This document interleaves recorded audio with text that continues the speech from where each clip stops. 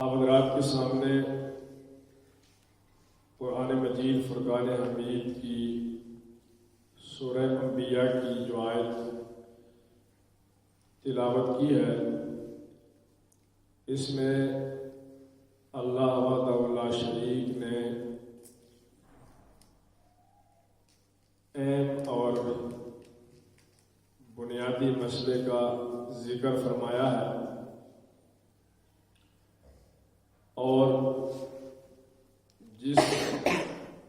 پیغام اور مسئلے کو تمام انبیاء علیہ السلام کا بنیادی اور احساسی نقطہ قرار دیا گیا ہے، اور جس بنیادی اور احساسی مسئلے کو بیان کرنے کے لیے بے در بے انبیاء آتے رہے اور جاتے رہے، اور تمام انبیاء کا وہ نعرہ لا الہ الا اللہ جوں کا توں رہا، اس کے اندر کوئی تبدیلی نہیں آئی، اور وہ نعرہ وہ مسئلہ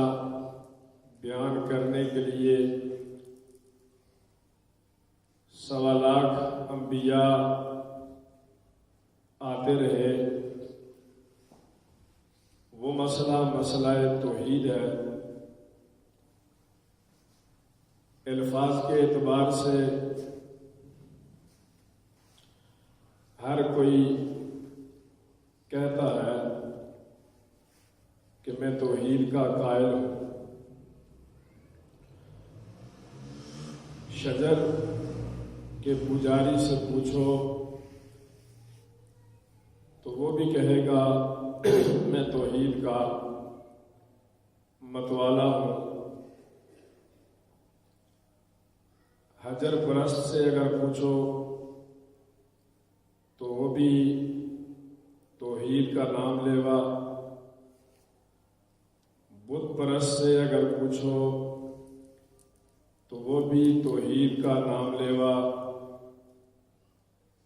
تعزیہ پرست سے اگر پوچھو تو وہ بھی توحید کا نام لیوا، اور قبر پرست سے اگر پوچھو تو وہ بھی توحید کا نام لیوا، پیر پرست سے اگر پوچھو تو وہ بھی توحید کا نام لیوا۔ لیکن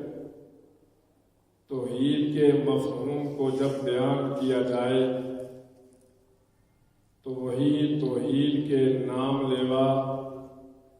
جان لینے والے بن جاتے ہیں، اور اللہ رب العالمین کی یہ سنت قدیمہ جاری رہی ہے، اور ہر دور میں توحید کے متوالے اپنی جانوں کو ہتھیلیوں پر رکھ کر پھرتے رہے، اور مسئلہ توحید کو بیان کرتے رہے، اور بندہ مومن جب توحید بولتا ہے تو اس کا عرصہ حیات تنگ کرنے کی دشمن توحید کی طرف سے شب و روز محنت جاری و ساری نظر آتی ہے۔ ایک توحید کے نام پر اپنی جان دینے والوں کی تاریخ میں نام مرتب کرواتا رہا، اور ایک توحید کے مخالفوں میں اپنی کوشش سے جان دے کر تاریخ مرتب کرتا رہا۔ اور یہ بات یاد رکھنا، توحید شرک کی ضد ہے، توحید مدار نجات ہے، توحید ایمان کی کسوٹی ہے، اور توحید کفر و ایمان کا معیار ہے۔ توحید کا اندازہ، توحید کی بلڈنگ کا اندازہ اس کی مضبوطی سے، اس کے توحید پرست ہونے سے لگایا جا سکتا ہے۔ اسی لیے اللہ رب العالمین نے قرآن مجید فرقان حمید کے اندر بار بار توحید کو قائم رکھنے کا حکم ارشاد فرمایا ہے، اور جسے تمام انبیاء علیہ السلام کا بنیادی اور اساسی نقطہ قرار دیا گیا ہے۔ حضرت نوح علیہ السلام سے لے کر آخری نبی خاتم المرسلین، خاتم الانبیاء صلی اللہ علیہ وسلم تک جتنے بھی انبیاء تشریف لاتے رہے، ان کا زور، ان کی محنت صرف اور صرف مسئلہ توحید کو قائم رکھنے کی رہی ہے۔ اور آج کے اس موقع پر میں نے آپ حضرات کے سامنے قرآن مجید فرقان حمید کی ان آیات میں سے ایک آیت تلاوت کی ہے، جن آیتوں کو اور جن تقریروں کو حضرت نوح علیہ السلام سے لے کر آخری نبی حضرت محمد مصطفیٰ صلی اللہ علیہ وسلم تک تمام انبیاء نے اپنی قوم کے فرعونوں، اپنی قوم کے نمرودوں، اپنی قوم کے ظالم اور جابر بادشاہوں اور وڈیروں، نوابوں، ابو جہلوں، مجاوروں کے سامنے اور گدی نشینوں کے سامنے تمام انبیاء نے خطابات کیے تھے۔ ان خوبصورت خطابات کو اللہ رب العالمین نے اپنے پیارے محبوب حضرت محمد مصطفیٰ صلی اللہ علیہ وسلم کی پیاری امت کے لیے قرآن مجید فرقان حمید بنا کر کے نازل فرما دیا، تاکہ میرے پیارے نبی کے پیارے امتیوں کو انبیاء کی تقریریں سننے کا جب جی چاہے تو دور جانے کی ضرورت نہ پڑے، قرآن کا بٹن دبانا ان کا کام ہو، اور تمام انبیاء کے خطابات، خوبصورت تقریریں سنانا اللہ کا کام ہوگا۔ سب سے پہلے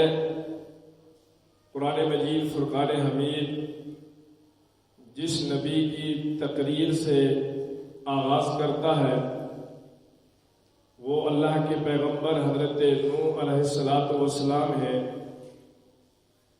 حضرت نوح علیہ السلام کی قوم کے لوگوں نے چند صالحین کو اپنا مشکل کشا، اپنا حاجت روا اور دور و نزدیک سے سننے والا، بگڑیاں بنانے والا کارساز و دستگیر اور متصرف فی الامور سمجھتے تھے، اور خالق کائنات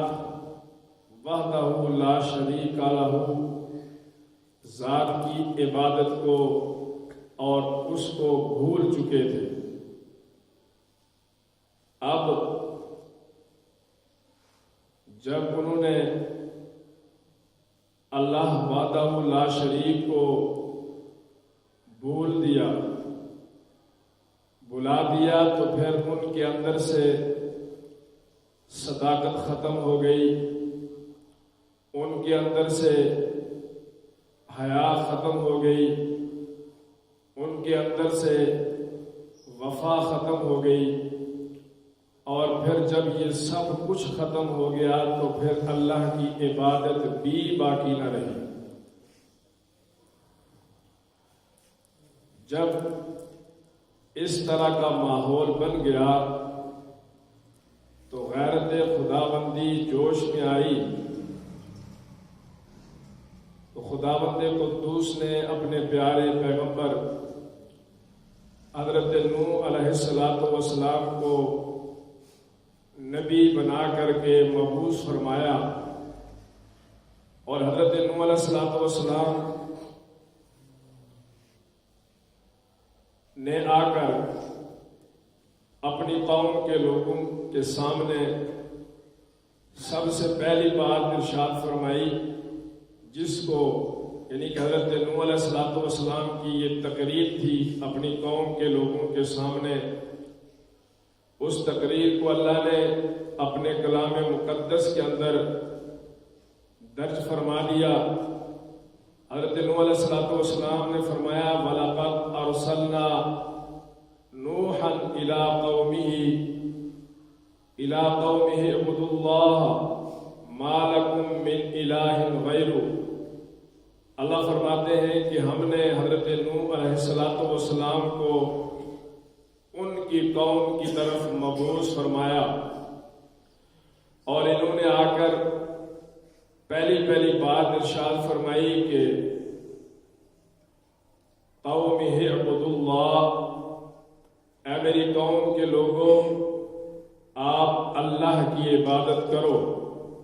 اس سے یہ پتہ چل رہا ہے کہ وہ اللہ کی عبادت کو بھول چکے تھے۔ قرآن گواہی دے رہا ہے کہ وہ اللہ کی عبادت نہیں کر رہے تھے۔ جب وہ اللہ کی عبادت نہیں کر رہے تھے تو اس کا مطلب ہے وہ کسی اور چیز کی عبادت کر رہے تھے۔ دوسری بات ارشاد فرمائی کہ مَا لَكُم مِّنْ إِلَٰهٍ غَيْرُهُ، اور اس اللہ کی عبادت کرو۔ دوسری بات، اس اللہ کے سوا تمہارا کوئی معبود نہیں۔ یہ حضرت نوح علیہ السلام کا خطاب تھا، یہ ان کی تقریر تھی۔ اب قوم کے لوگ جو تھے وہ حضرت نوح علیہ السلام کی ہی زبان کے لوگ تھے، اور وہ الہ کے معنی کو سمجھتے تھے۔ فوراً انہوں نے میٹنگ بلائی، اور میٹنگ بلا کر کے انہوں نے اپنی قوم کے لوگوں کو سمجھایا، اور وہ لوگ سمجھتے تھے کہ یہ نوح علیہ السلام جو ہیں یہ کسی اور کی عبادت سے روک کر ہمیں کس کی عبادت کروانا چاہتا ہے، اور کس کی الوہیت سے ہمیں روک کر کس کی الوہیت پہ ہمیں قائم کرنا چاہتا ہے۔ اور پھر انہوں نے مشورے اور میٹنگ کے اندر یہ بات طے کی کہ ہم جو ہے وَلَا تَذَرُنَّ آلِہَتَکُمْ، کہ ہم اپنے الہوں کی عبادت سے نہیں رکیں گے۔ اب اللہ رب العالمین کے پیغمبر حضرت نوح علیہ السلام نے تو صرف یہ فرمایا تھا کہ عبادت اللہ ہی کی کرو، اور اللہ کے علاوہ تمہارا کوئی اور معبود نہیں ہے۔ نوح علیہ السلام نے ان کے الہوں کے نام نہیں لیے تھے کہ تم فلاں کی عبادت نہ کرو، فلاں کو الہ نہ مانو، لیکن مشرک جب موحد کی زبان سے وحدہ لا شریک کی بات سنتا ہے، حقیقی الہ اور حقیقی معبود کی بات سنتا ہے، تو اس کے دل کے اندر جو خود ساختہ معبودان باطلہ کی محبت بیٹھی ہوئی ہوتی ہے وہ فوراً کھٹکتی ہے، اور وہ فوراً سمجھ جاتا ہے کہ یہ بات ہمارے الہوں کی اور ہمارے معبود کی کر رہا ہے، اور فوراً انہوں نے حضرت نوح علیہ السلام کے خلاف اپنی قوم کے لوگوں کو تیار کیا اور ان سے کہا کہ وَقَالُوا لَا تَذَرُنَّ آلِهَتَكُمْ وَلَا تَذَرُنَّ وَدًّا وَلَا سُوَاعًا وَلَا يَغُوثَ وَيَعُوقَ وَنَسْرًا۔ اب یہ نام تو قوم لے رہی ہے، اللہ کے نبی حضرت نوح علیہ السلام نے ان ناموں کا ذکر نہیں کیا تھا، صرف دو باتیں بیان کی تھی کہ معبود برحق اللہ ہی ہے اور عبادت کے لائق بھی اللہ ہی ہے، صرف یہ دو باتیں ارشاد فرمائی تھی۔ ان کے الہوں کا ذکر حضرت نوح علیہ السلام نے نہیں فرمایا، لیکن انہوں نے اپنی قوم کے لوگوں کو سمجھا کر ساتھ ساتھ جن کو یہ الہ مانتے تھے ان کی تشریح بھی کر دی، ان کے نام بھی بتا دیے۔ قرآن کہتا ہے وَلَا تَذَرُنَّ وَدًّا وَلَا سُوَاعًا وَلَا يَغُوثَ وَيَعُوقَ وَنَسْرًا۔ یہ 5 نام جو تھے ان کے الہوں کے تھے، اور یہ جس کی عبادت کر رہے تھے انہوں نے فوراً اپنی قوم کے لوگوں کو سمجھایا کہ آپ نوح علیہ السلام کے سامنے صاف انکار کر دو کہ وَقَالُوا لَا تَذَرُنَّ آلِهَتَكُمْ، ہم اپنے الہوں کی عبادت کرنے سے نہیں رکیں گے۔ اور وہ الہ کون سے تھے؟ خود اپنی قوم کے لوگوں کو بتا رہے ہیں کہ وَلَا تَذَرُنَّ وَدًّا وَلَا سُوَاعًا وَلَا يَغُوثَ وَيَعُوقَ وَنَسْرًا۔ یہ 5 نام تھے ان کے خود ساختہ معبودان باطلہ کے، اور ان کا نام لے کر کے انہیں سمجھا دیا کہ ان کی عبادت سے آپ نے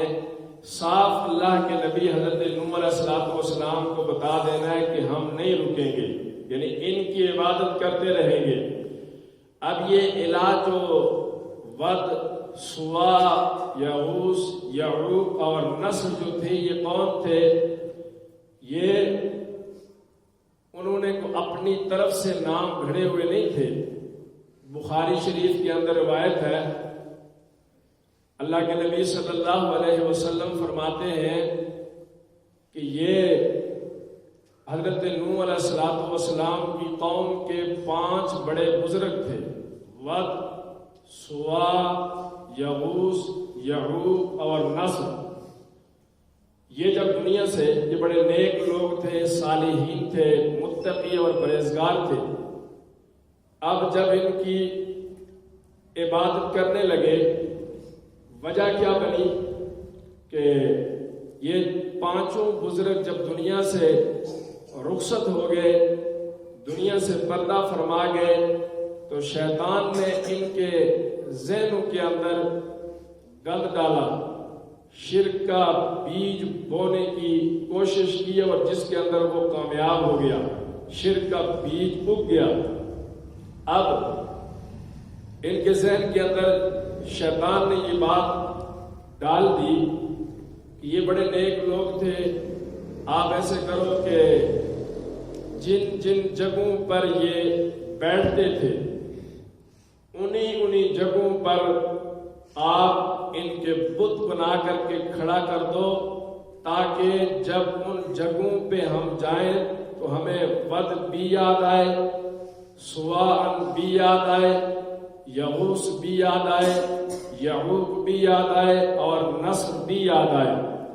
اور جب ہمیں یہ اپنے بڑے بزرگ یاد آئیں گے تو پھر ہمیں عبادت کا شوق اور ذوق پیدا ہوگا اور ہم خوب اچھے طریقے سے ان کی عبادت کریں گے۔ اب انہوں نے شیطان کی اس بات کی پیروی کرتے ہوئے خطوات شیطان کے نقش قدم پر چلتے ہوئے انہوں نے ان 5 صالحین کے بت بنا کر کے ان کی جگہوں پر کھڑے کر دیے جن جن جگہوں پہ وہ بیٹھا کرتے تھے۔ اب جب بت تیار ہو گئے تو کچھ عرصہ جا کر ان کو دیکھ کر کے عبادت کے اندر مصروف رہے کہ یہ ہمارے والد صاحب جو تھے یہاں پر بیٹھتے تھے، یوں عبادت کیا کرتے تھے، اور نصر، یغوث، یعوق، سوا، یہ سارے یوں عبادت کیا کرتے تھے۔ ان کو دیکھ کر کے یہ جا کر ان جگہوں پہ عبادت کرتے رہے۔ کچھ عرصہ بیتنے کے بعد انہوں نے انہی بتوں کو پوجنا شروع کر دیا۔ یعنی دعا کرنا، انسان کو چاہیے کہ وہ اللہ سے دعا کرے۔ یہ چہرہ اللہ نے دیا، جھکے بھی اسی رب العالمین کے سامنے، یہ ہاتھ اللہ نے دیے ہیں، یہ پھیلائے بھی انسان اسی رب العالمین کے سامنے، یہ پیر اللہ رب العالمین نے دیے ہیں، یہ چلے بھی اسی کے سامنے، اور یہ زبان اسی رب العالمین نے دی ہے، یہ زبان بھی مانگے تو اسی رب العالمین سے مانگے۔ لیکن یہ چلتے چلتے ان بزرگوں کے طریقہ کار کو بھول گئے اور بھول کر کے انہی کو اپنا معبود اور انہی کو اپنا الہ اور انہی کی عبادت اور انہی کو پوجنا شروع کر دیا۔ اب جب انہوں نے ان الہوں کو پوجنا شروع کیا تو اللہ رب العالمین نے حضرت نوح علیہ السلام کو بھیجا کہ جاؤ جا کر کے انہیں دعوت دو کہ الہ قومہ اعبدوا اللہ ما لکم من الہ غیرہ، اے میری قوم کے لوگوں آپ اللہ کی عبادت کرو، ان کی عبادت نہ کرو۔ اور اسی طرح معبود برحق اور حقیقی وہ رب العالمین کی ذات ہے، یہ بت معبود حقیقی نہیں ہے۔ حضرت نوح علیہ السلام کے سامنے انہوں نے مخالفت کی اور حضرت نوح علیہ السلام کی بات نہیں مانی۔ حضرت نوح علیہ السلام نے اپنی قوم کو بھرپور سمجھانے کی کوشش کی، حتیٰ کہ 950 سال تک ان کو دعوت دیتے رہے، لیکن 80 سے 84 85 لوگ ایمان والے بنے اور ایمان میں داخل ہوئے۔ حضرت نوح علیہ السلام کی صحابیت کا شرف حاصل کیا، اس کے علاوہ کسی نے نہیں مانا، اور پھر ان پر اللہ کا عذاب نازل ہوا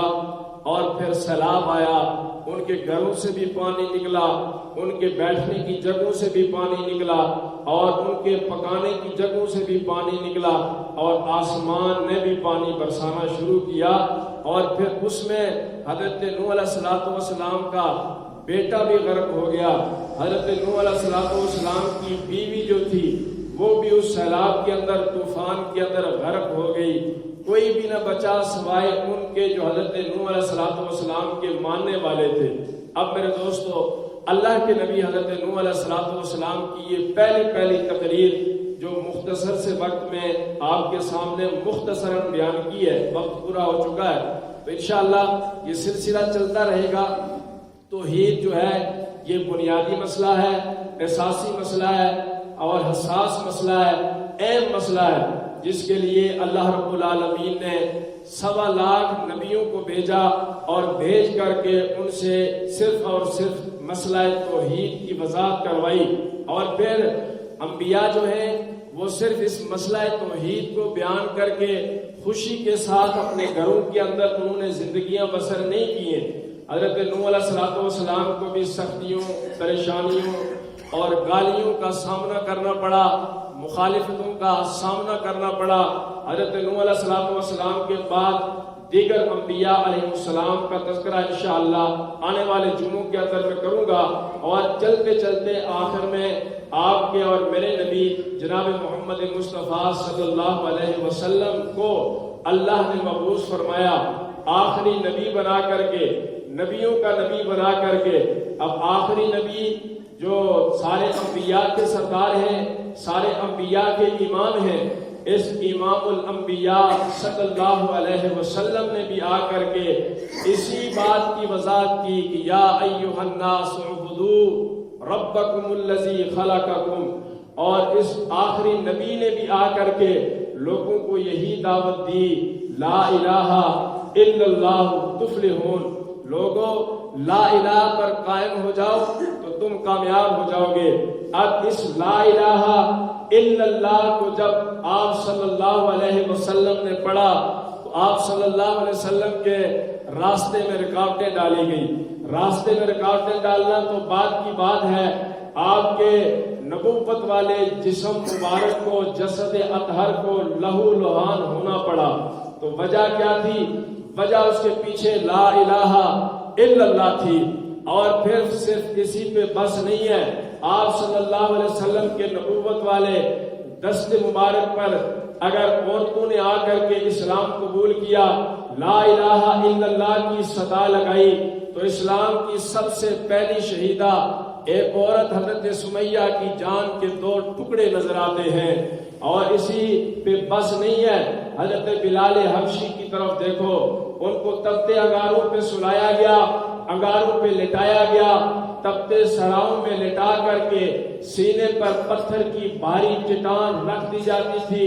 رات کو زنجیروں کے اندر جکڑ کر کے حضرت بلال حبشی کو چھت کے ساتھ لٹکایا جاتا رہا، لیکن بلال کی زبان پر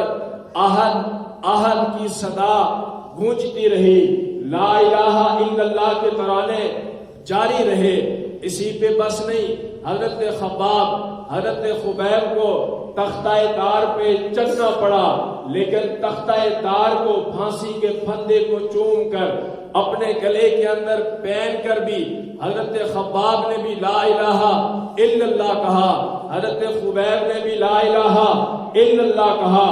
بدر میں 14 شہید ہوئے تو جرم لا الہ الا اللہ تھا۔ احد کے اندر 70 شہید ہوئے، جرم لا الہ الا اللہ تھا۔ خندق کا مارکہ پیش آیا، جرم لا الہ الا اللہ تھا۔ اور اسی طرح دیگر 27 غزوات پیش آئے، صرف جرم یہ تھا لا الہ الا اللہ۔ اور پاک پیغمبر صلی اللہ علیہ وسلم کو اپنے آبائی علاقہ اور بیت اللہ شریف سے نکلنا پڑا، جرم لا الہ الا اللہ تھا۔ تو میرے دوستو، لا الہ الا اللہ کے الفاظ زبان پر لا کر ہر کوئی یہ اقرار و اظہار کرتا ہے کہ میں توحید پرست ہوں، میں توحید کا نام لیوا ہوں، میں وحدہ لا شریک ہوں، لیکن خود ساختہ معبودان باطلہ کے سامنے اپنی جبین کو جھکانے والوں کو اگر منع کیا جائے کہ یہ تو خود خدا کے محتاج ہیں، جھگڑا وہاں پہ ہو جاتا ہے، نہیں جی یہ بھی اللہ کے پاس پہنچا دیتے ہیں۔ لیکن اللہ نے اپنے کلام میں بتا دیا ہے، اللہ دور نہیں ہے، اللہ نحن اقرب الیہ من حبل الورید، وہ تو تمہاری سانس کی رگ سے بھی قریب ہے۔ تعویذ گلے کے اندر لٹکاتے ہیں، لیکن اس بات کو سوچتے نہیں کہ یہ تعویذ تو آپ کے جسم کا جو گوشت ہے اس سے باہر ایک بے جان پتلا لٹک رہا ہے، ایک دھاگا لٹک رہا ہے جو خود لٹک بھی نہیں سکتا، ہم پکڑ کر کے اس کو لٹکاتے ہیں، یہ تو کھال سے باہر لٹک رہا ہے۔ وہ رب العالمین جس کے قبضہ قدرت میں پوری کائنات کی جان ہے، اس رب العالمین نے اپنے کلام میں بتا دیا، لوگوں میں کھال سے باہر نہیں، میں دروازے سے باہر نہیں، میں گھر کے اندر ہوں، صرف گھر کے اندر نہیں بلکہ تمہاری کھال کے اندر ہوں۔ اللہ کھال تو جسم کے پورے حصے پہ پائی جاتی ہے، پیروں پہ بھی کھال ہے، ہاتھوں پہ بھی کھال ہے، پیٹ پہ بھی کھال ہے اور پشت پہ بھی کھال ہے۔ اللہ کتنا قریب ہے، کھال کے کس حصے میں پایا جاتا ہے، رب العالمین نے کھول کر کے بتا دیا، کھل کر کے بتا دیا، نحن اقرب الیہ من حبل الورید، تم تعویذ گلے کی کھال کے باہر لٹکاتے ہو، میں تو سانس کی جو رگ ہے اس سے بھی تمہیں قریب ہوں، میں سانس کی رگ سے بھی کیا ہوں؟ قریب ہوں۔ انشاءاللہ آنے والے جمعے میں بھی اس کی آگے وضاحت کروں گا۔ اللہ رب العالمین سمجھنے کی، عمل کرنے کی اور حق بولنے کی توفیق عطا فرمائے۔